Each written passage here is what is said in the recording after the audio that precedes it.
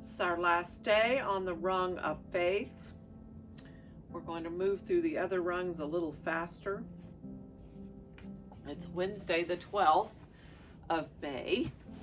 I hope you're having a wonderful day. I've been doing battle with garlic mustard in my yard, which you all know is an annual thing for me. So, he writes at the end of this chapter these words. Once not long ago, I was invited to attend an international gathering of women in Brazil. I was honored to be one of the few men invited.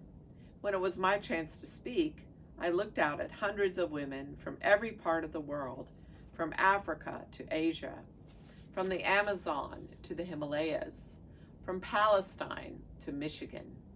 Women from many different communities, but with a shared experience of darkness. I cannot remember everything I said, except that I shared a simple message of faith. I asked them to stand with me if they believed we could overcome that darkness. One by one, they stood up. All of them, hundreds of women who had faith, stood together, unafraid and confident. That is a sacred memory I will always carry with me, the power of faith standing up to darkness. He writes this in italics. The italics words are the ones that he originally posted online. Now he's connecting them with commentary in between. So this is one of his online postings. Don't look. Don't look down. Don't look back. Don't look away. Don't look down with your head bent by sorrow or fear, for the courage you have within you is reason enough to hold your head high. Yes, you carry a heavy burden, but you know you never carry it alone. Look up, for love still has much to show you. Don't look back to the old hurts and struggles, for they have had their moment and cannot live in the light of this new day. Look ahead to what life offers you now. Don't look away from the challenges before you, no matter how hard they may seem. Breathe in the strength of the Spirit and trust what guides you. Look your truth straight in the eye and capture the vision that will set you free. And here's his commentary. Here is a mantra for our activism. Don't look down, don't look back, don't look away. Look up and be confident. Look forward and learn from the past. Look at life as it is without editing it to look better. See what is really there. We each count in this struggle against darkness. We each have, a role to play, and it all begins in the kiva, where we recognize darkness but trust in light. We take our first step on the rung of faith. We believe in what we cannot see, but know is sure. But know, K-N-O-W, is there. We take the time in the kiva to develop our perception, our skills, and our determination. We learn what it means to walk in faith. And here's one of his online pieces. Write your name. We write our names on the sky each time we do an act of kindness. We say, I am here, to the universe, imprinting our time among the glittering lights of creation in the small spaces between lives. There exist the joyous markers of our passing, our moments of love and loss, our quiet hours of thought and deep reflection. I am here, we announce to the heavens. Whatever happens, we have left our names on the hearts of those with whom we have shared the sun. Our memories echo down the valley of time, still heard long after we have made the journey home.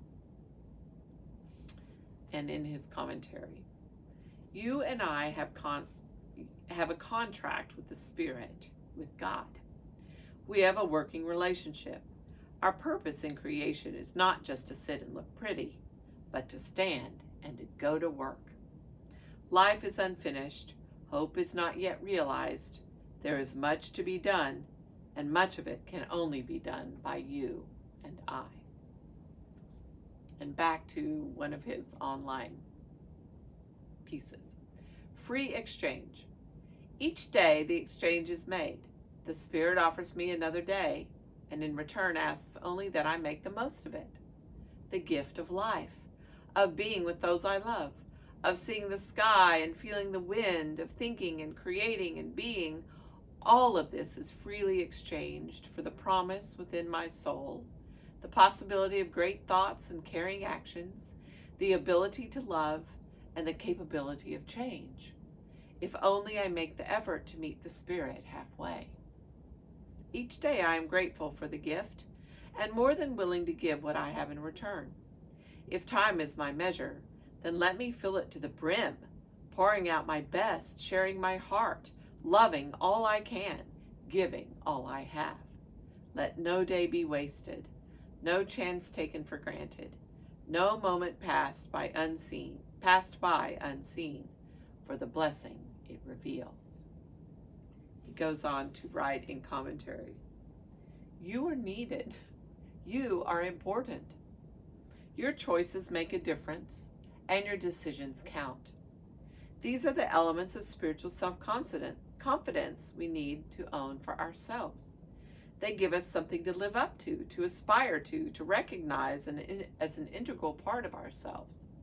It is our witness, our testimony, shared not by words alone, but by our actions. The tasks we are given are never impossible, only difficult. That's powerful. Let me read that again.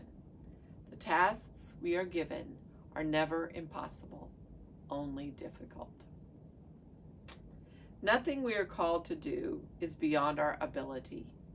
We received that strength long ago in the beginning when we first made our soul contract with the Spirit, our bond of kinship, our commitment to community.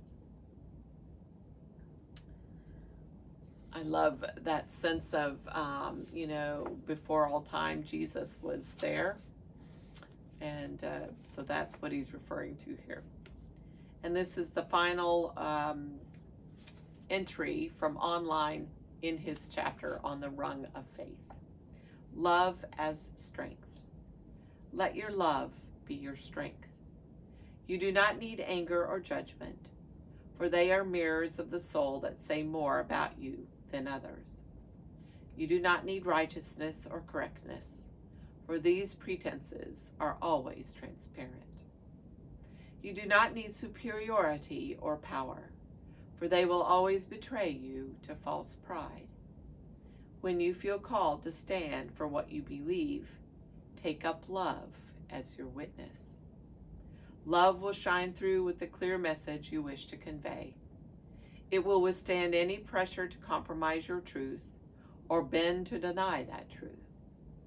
Love will unite your friends in struggle and speak to the hardest heart with whom you contend. Let love be your strength, and you can stand before lions and never fear. Very powerful. Tomorrow we are going to move up to the rung of blessing. But let's gird up our courage and faith by praying the prayer taught us by Jesus. Our Father, who art in heaven, hallowed be thy name. Thy kingdom come, thy will be done, on earth as it is in heaven. Give us this day our daily bread, and forgive us our debts, as we forgive our debtors. And lead us not into temptation, but deliver us from evil. For thine is the kingdom, and the power, and the glory forever. Amen. I hope you have a wonderful day today, taking love as your strength to shore you up when you maybe are facing a difficulty, all of which, he says, God gives us the strength to deal with. And boy, I've been through some great difficulties in my life, and without God's strength, I would not be here today. I'm quite sure of it. So I'm grateful to you and for you, and I'm grateful to be here today leading and speaking with you. Have a great day. See you tomorrow.